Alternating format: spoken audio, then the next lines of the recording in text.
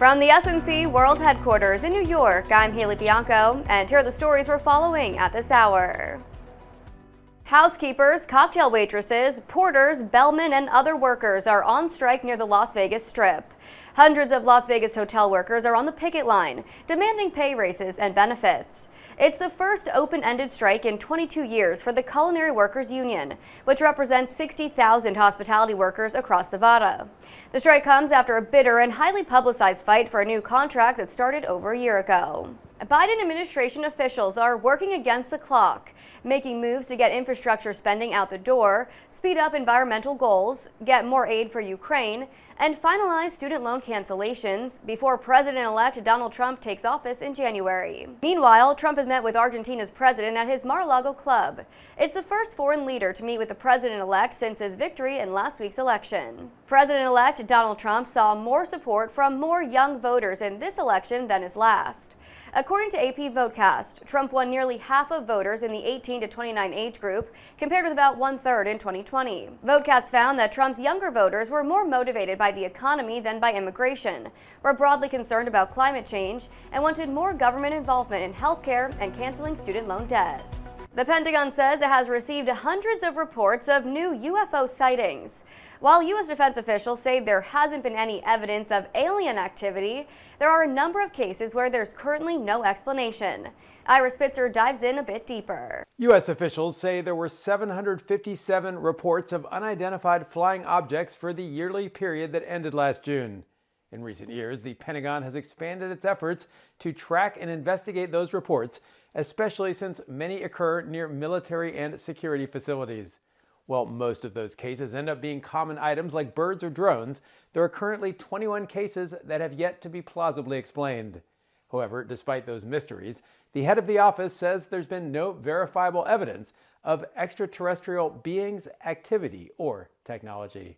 The editor-in-chief of the oldest magazine in America, Scientific American, has resigned after she called Trump voters fascists. Nick Harper has more. In the now deleted online posts, Laura Helmuth called Trump supporters the meanest, dumbest, most bigoted group of people, as well as referring to them as fascists. She made the comments after the former president's re-election last week. Posting on the platform Blue Sky, she said she had decided to leave her position as editor-in-chief of Scientific American. She called her comments a mistaken expression of shock and confusion following Donald Trump's election win, adding she has respect for people across the political spectrum. Meanwhile, President-elect Donald Trump is quickly working to fill his incoming administration.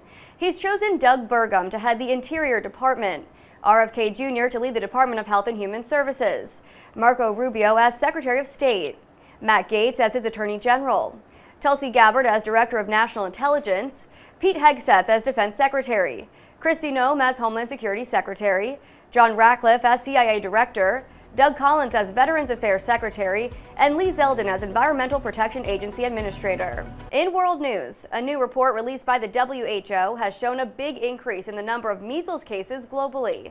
Trent Murray has the details. The new report released by the WHO and CDC shows that 10.3 million measles cases were recorded globally, a 20% increase compared to the year prior. In the US, 277 infections were seen. That's more than 4 times the number when compared to the previous 12 months.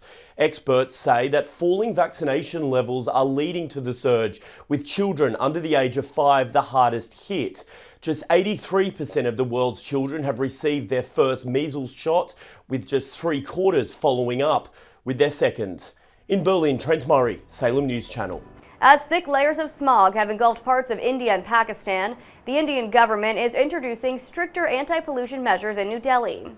The pollution is impacting people's health and is forcing many to stay indoors. Rebecca Bundan joins us with more from Mumbai.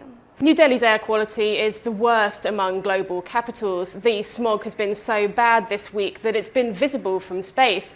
The pollution is caused by dust, emissions and smoke from farm fires. Doctors in northern India have been reporting a spike in patients with respiratory conditions due to the toxic air. In an effort to try to help tackle the problem, the government has placed curbs on construction activity and it's urging people to avoid burning coal for heating. In Mumbai, Rebecca Bunden, Salem News Channel. And that's what you need to know at this hour. In New York, I'm Haley Bianco, Salem News Channel.